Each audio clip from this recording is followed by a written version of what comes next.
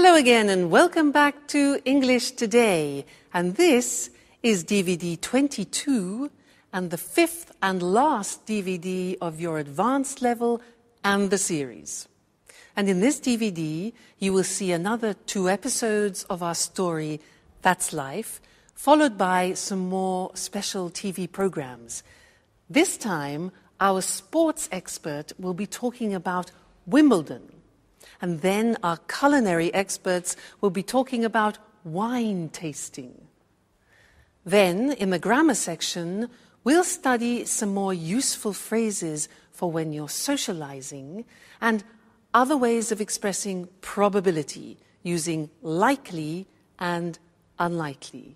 All right? So enjoy your viewing.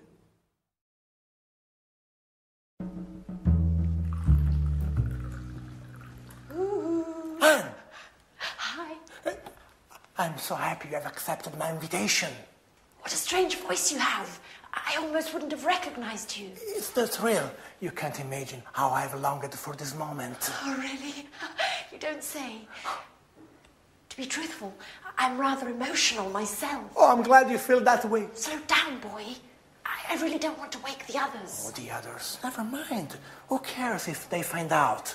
Actually, I'd rather they didn't. You know how I am. I'm shy and reserved. Oh, what a pity. I know. And that's why I'm crazy about you.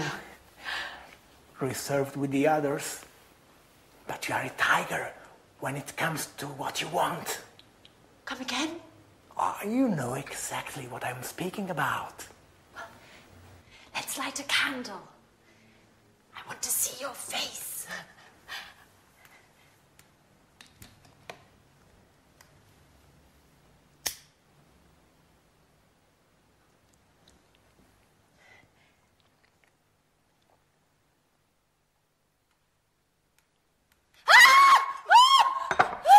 What are you doing here? Anne, it's me. Don't worry. Our date, you don't remember. Oh, you are a little nervous. Come here, baby. Oh, let go of me. Let go. Don't you dare touch me. Oh, you should be ashamed of yourself.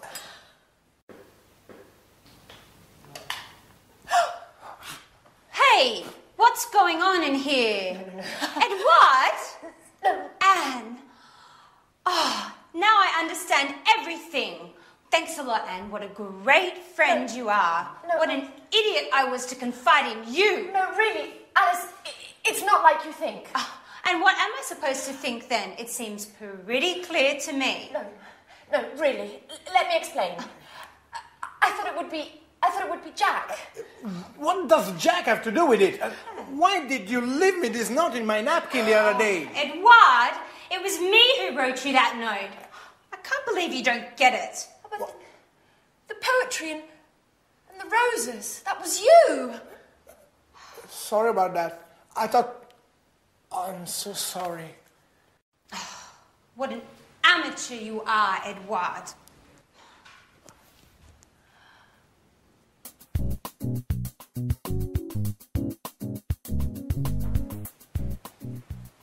Hey, Anne. Hi. Have you read the paper? There's an article about Peter. Our singer has become famous. No, I haven't read it. To tell you the truth, I'm really not interested. What a pity. It's very interesting. Hey, Alice. Hi, Alice. Take a peek at the paper. There's an article about Peter. Whoopee. Glad to hear it. Who cares? Fun you girls are. It's quite the pleasure to hang out with you. Edward, at least you'll be interested. Would you like to read this article about our friend Peter? Actually, I wouldn't, Jack. Would somebody explain what's going on? I have never seen so many long faces. You and your expert advice.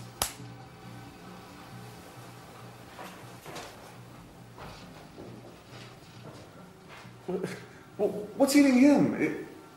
Has he gone star-craving mad? No, Jack, I've gone star-craving mad. Yet again, I played the fool. What an idiot.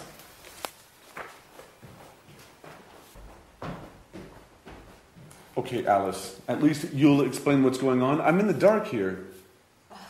It's a long story, Jack. A horrible mess.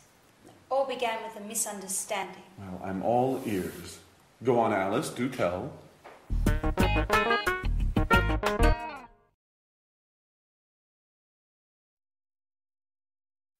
Hello again and welcome back.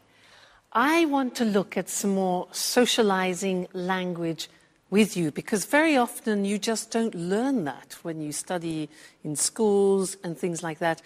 And it's very important when you're traveling to be able to socialize and feel confident.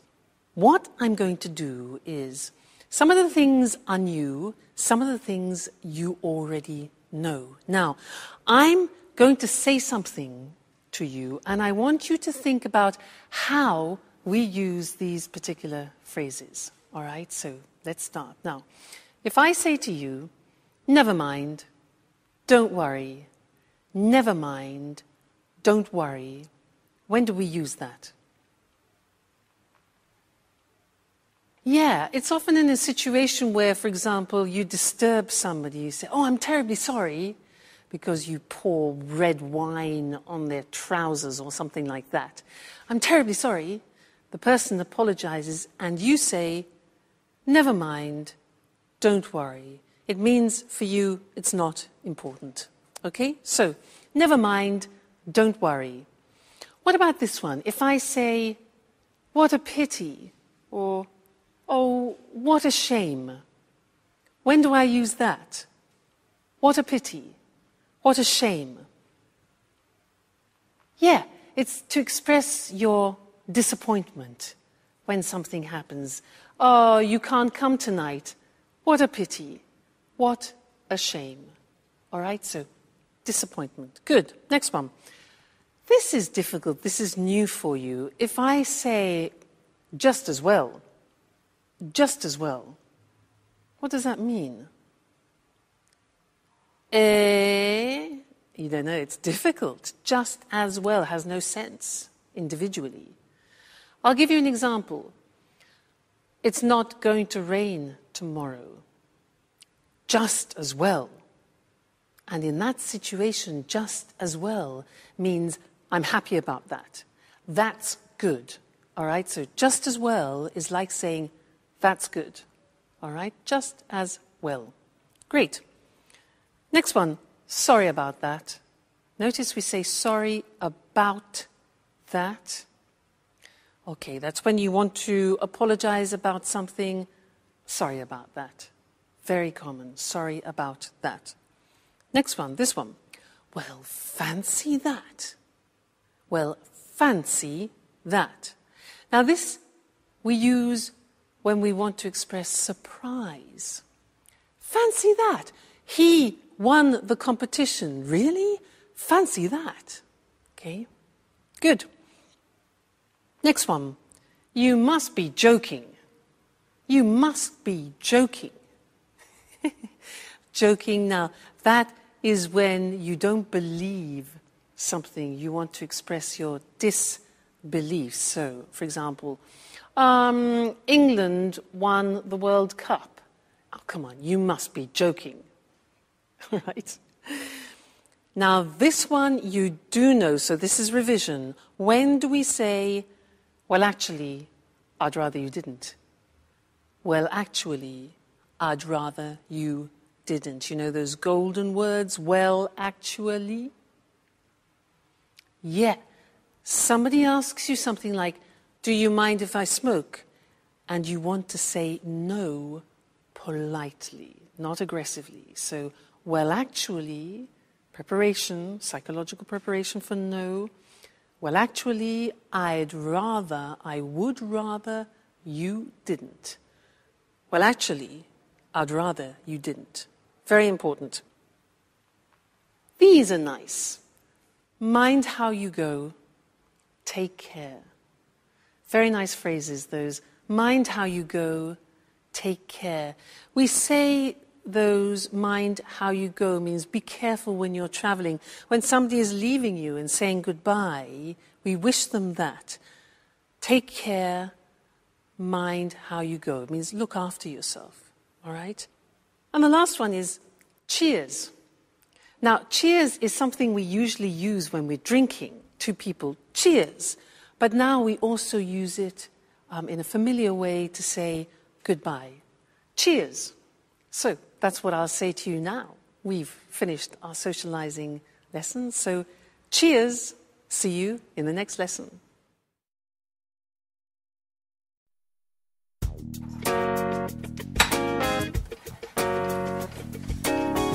Hi, Anne. Have you got a minute? Hi, Jack. I'd like to have a word.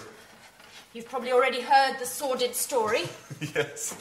Listen, Anne. No, I want you to listen, Jack. You've probably had a good laugh on my behalf. Now, that said, I prefer no further comments on the story. It is not my intention to make fun of you, Anne. Although I must admit that the whole misunderstanding was rather amusing. Great. Now, pretty please, let's not talk about it anymore. Well, I would like to have a word about it. What I'm about to say is sure to surprise you. Nothing's bound to surprise me anymore, Jack. Anyway, listen. Don't worry. You don't have to explain. I know how things are. I know that you like me, but just as a friend. A friend that, listen, well, Anne. maybe if we'd met at some other time... Anne, excuse me. Things would have gone differently, and then, well, perhaps... Oh, blah, blah, blah, blah, blah, blah, blah. Anne, can I speak for 1 minute, please? Yes. Certainly, Jack. Thank you. Go right ahead. Now, you know how I suffered about Sharon. And well, after her, I didn't think I'd ever feel anything about another woman. But then you came back from your holiday and I started to feel better. I didn't think about Sharon so much. What are you getting at, Jack? And it was because of you that I managed to forget about Sharon.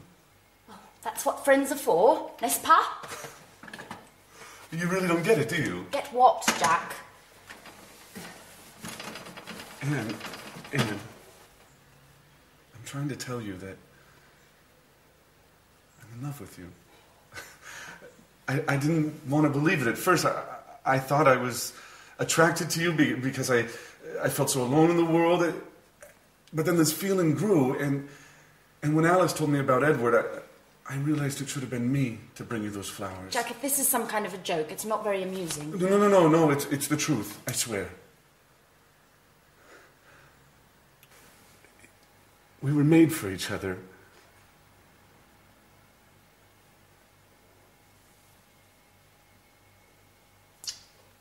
I should have realized it sooner. I'm sorry. Well, Jack!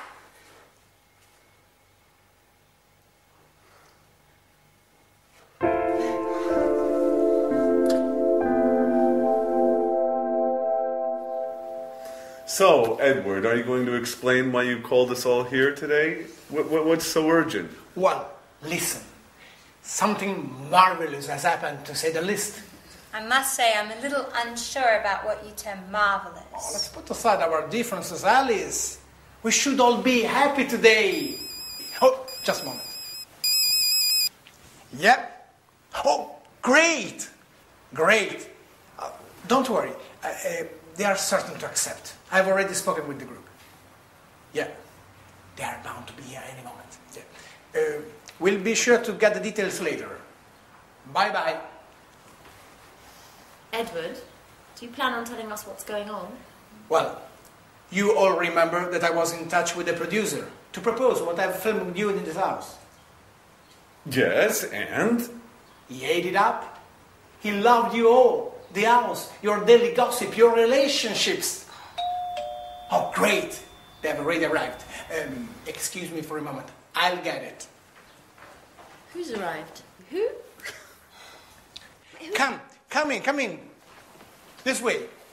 Edward, what's going on? Who are are these people? All done now. Mr. Martin, the producer, has accepted my proposal. We are going to make some TV shows here.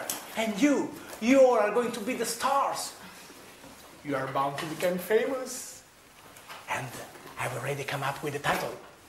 At Home with Anne. What do you think? Oh my God.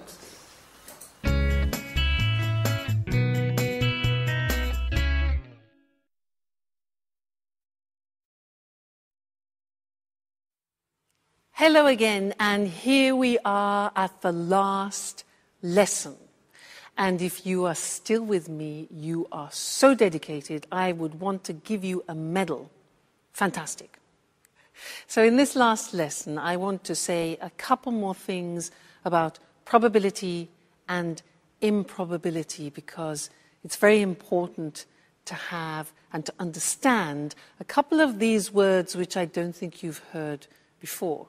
So we'll go to the screen to look at these words because they're quite complicated. So, probability and improbability. Look at the screen. We can use two words, unlikely and likely. Have you ever heard of those? Unlikely and likely? No, maybe not. Let me show you how they work. I can say to you, if, for example, let's take my sister. My sister is a gymnast. She's going in for a competition, but the probability that she will win is low. So to say that in English, I can say she's unlikely to win. Look at that structure. It's the verb to be plus unlikely plus the infinitive. So if I say to you, my sister is unlikely to win the competition, it means the probability is low. All right, so she's unlikely to win. Now, I can increase that negative probability by saying it's highly unlikely. For example, the weather. Let's say the weather. The weather is bad and the chances that it will be improved tomorrow, negative. I say it's highly unlikely to improve. Highly unlikely means it's almost impossible. So we can add highly to unlikely. You see, unusual structure this. Another example, he's unlikely to get it. All right, so I want you to think about that. Unlikely is something we use a lot in the English language. You need to recognize it and to use it yourselves. Now let's move on to real probability, expressing real probability. In English, we can use the word certain, sure. These are words that you already know. But there's another word which I don't think you know, and it's bound, from the verb bind, bound, bound. Now, if I say to you, they're bound to accept, you'll probably think, what? Now, they are bound to accept means they are certain or they are sure to accept. So this is describing real probability. All right, bound to, sure to, certain to. Look at the examples. They're bound to accept it. We are sure to arrive on time. It's certain to work. Now, let's take some examples and put them in sentences. I say to you, China will become a major world power. Now, what do you think about the probability of that? Well, high, yeah? So we could say China is highly likely, this is the positive form, highly likely to become a major world power. Another situation, what about this? In our lifetimes, a woman will become Pope. How about that? Right. We would say it's highly unlikely that a woman will become Pope. All right? Highly unlikely. Another example, the world's climate will continue to change. I think that's obvious, yeah? So we could say the world's climate is bound to continue, is sure to continue to change if we keep behaving like this. And one more. You'll learn English if you follow this course. That's for sure. So we would say, you're sure, you're bound to learn English if you follow this course. All right, so different ways for you to express probability, strong probability, less strong probability. Fantastic. Well, what can I say to you? You have been wonderful. You've studied hard, followed all the lessons. All I can say is keep practicing. Go to England, go to America, go to Canada, go on a holiday, speak to tourists, speak to friends, do courses, keep reading. It's important. You know English is an important language. Today, it's not possible to work or live without it. So thank you for being such great students. And who knows, maybe you and I will bump into each other in a street in London. Well, I hope so. So take care. Look after yourselves, and good luck with your English, okay? Bye, and thanks again.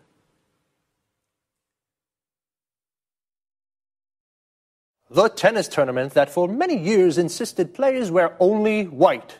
The tournament where the game's played on grass and where tradition is a key ingredient. Of course, I'm talking about Wimbledon. Good evening, I'm Eric Brown, and here in the studio with me to tell us more about this famous championship is John Forbes, our sports expert. Welcome, John. Good evening, Eric, and hello, everyone. So, John, can you tell us just why Wimbledon is by far the world's most prestigious tennis tournament? Well, Eric, the world's first international tournament took place at Wimbledon. Today, of course, there are many international tournaments, but Wimbledon has managed to retain a special place in the hearts of tennis fans and most players around the world. And when did the first championship take place? The first tournament took place in 1877, and there were a couple of hundred spectators. Today, nearly 500,000 people go to watch the tennis, and in addition, millions worldwide follow the games on television, radio, and via the internet. For many years, players used to wear white on court. No other colours were allowed. This has changed today, though. And the grass courts? Well, yes, it may be hard to believe, but the games are still played on natural grass. Obviously, a great deal of care and attention goes into getting the grass to the state of perfection. For example? For example, 1 ton of grass seed and 3 million litres of water a year, and a team of 14 groundsmen. 14? Yes, 14. But you know, Wimbledon's famous grass surface can cause problems. What sort of problems? Today, very few top-level championships are played on grass. The world's top players just aren't used to playing on grass anymore. And some top players really dislike grass. Were grass courts more common in the past? Yes, they were. 3 of the 4 Grand Slam tournaments used to be played on grass. I guess the one exception was the Roland Garros tournament in Paris. That's always been played on clay, right? That's right, Eric, but the Australian and the US Opens, which were originally played on grass, have now switched to surfaces requiring less maintenance, leaving only Wimbledon with the surface on which tennis originated. And what difference does the surface make? Actually, it makes a big difference, Eric. On grass courts, for example, serves can be very, very fast, over 210 kilometres per hour, and the ball tends to bounce lower than on other surfaces, giving attacking players an advantage. And the alternatives? One alternative is the clay surface of the courts of Roland Garros in Paris. Here, compared with Wimbledon, the game tends to be slower and the ball bounces higher, giving the defensive players the advantage. Fascinating. Okay, thank you, John. One last question. Where exactly is Wimbledon? Wimbledon is a pleasant, leafy suburb in southwest London. Obviously, it's famous all around the world for the tennis championships that take place there every summer. Okay, thank you again. Thank you. Goodbye. And goodbye to you, and see you again next week for another edition of Sports Special. Today's topic was one of the most important tennis tournaments in the world. A tournament is a sports competition. Did you know the first Wimbledon Tennis Championship took place in 1877? To take place means to happen in a certain location. A championship is like a tournament. There are a series of games and there is a winner, a champion. Today, Wimbledon has nearly 500,000 spectators. Spectators are people who watch something from a short distance. And millions of viewers follow the championship on TV. Viewers are people who watch something on TV. We can also say to follow something on TV. A person who plays tennis is called a tennis player. Tennis is played on a tennis court. The Wimbledon Championships are played on grass courts. Tennis courts with a grass surface. They require a lot of maintenance. Maintenance means care and looking after. The other three famous Grand Slam tournaments are all played on clay courts. A clay court has a fine red earth surface. The first shot in tennis is called a serve. A series of shots between players is called a rally. When the ball hits the ground, we say it bounces.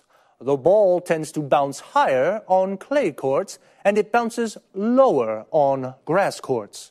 To tend to do something, this means it has a habit of doing something. On grass courts, the game tends to be faster. Wimbledon is a leafy suburb in South London. A suburb is an area of houses away from the city centre. And leafy means there are a lot of trees. That's about it for today. I'll see you on Sports Special next week. Bye-bye. Welcome to all our viewers. Lisa, this is our last show together. I hope you've enjoyed these informal chats as much as I have. Of course, it's been fun for me as well. Now then, what are you going to talk about today? I've received quite a few emails from people who want to learn about wine tasting. You know it's become very trendy these days. Great. I wouldn't mind understanding a little more about wine myself. Let's begin with the right approach to wine. First of all, before drinking it, one should appreciate the taste of wine. There are 3 steps to correct wine tasting: look, smell, and taste. Well, what should one look for? Colour is the first thing. Whites range from green to yellow to brown, and red ones can be pale red to deep brown. Is the colour of wine related to age? The general rule is whites tend to darken with age. It's usually the opposite for red ones. Now tell me, Lisa, why do people tend to swirl their wine before tasting it? For 2 reasons: to observe the body of the wine and smell its aroma. Now, how do aromas of wines differ? Well, there are many different kinds of bouquet. For example, perfumed, spicy, smoky, and toasty. Well, now it's time to taste. Oh, before tasting, how should wines be poured? Let me show you. Still wines, like this one, should be poured towards the centre of the glass. Remember that sparkling wines, on the other hand, should be poured against the side of the glass. Why is that? So the bubbles don't escape. So, now try sloshing the wine yourself. Observe it carefully. Are there good legs? Legs? What do you mean? Can you see the droplets on the glass? Yes. Well, they indicate a thick body of the wine. Now, have a first sip. Swish the wine around your mouth and give us your first impression. It's, how can I say, slightly bitter. Seems like a fruity taste to me. You see, You've already identified 2 wine flavours. Now, take another sip and see if you can't taste the tannin. I'm not really sure. In the beginning, it's difficult to define a wine. This is, without a doubt, a round, full-bodied wine. Now, I notice you chose this glass for red wine. What are those glasses for? This glass for red wine is called a Rhine glass. This tulip-shaped glass is for white wines, and that flute is for sparkling wines. And those items over there are the basic wine utensils, aren't they? Yes, this is a corkscrew, and this is a foil cutter. Other useful objects are a drip catcher and a decanter. Well, I'm sure there's a myriad of things that we could say about wine, but unfortunately our time is up. Lisa, thank you for being such a great hostess. My pleasure. Now, let's have a look at the language we used. Lisa said that wine tasting has 3 steps. When we look at wine, we study its appearance. When we take a whiff of wine, we smell it so as to appreciate the bouquet. This is also called aroma or nose. It can be perfumed, fruity, appley, berry-like, for example, bitter, toasty, smoky, spicy, and so on. I asked about swirling. This is moving the glass around quickly to draw in some air. When you slosh wine, the movement is more agitated. Legs are the viscous drops that form and run down the sides of the glass after swirling wine. A body refers to the weight of wine in one's mouth. Wines can be defined round, full-bodied, medium-bodied, or light-bodied.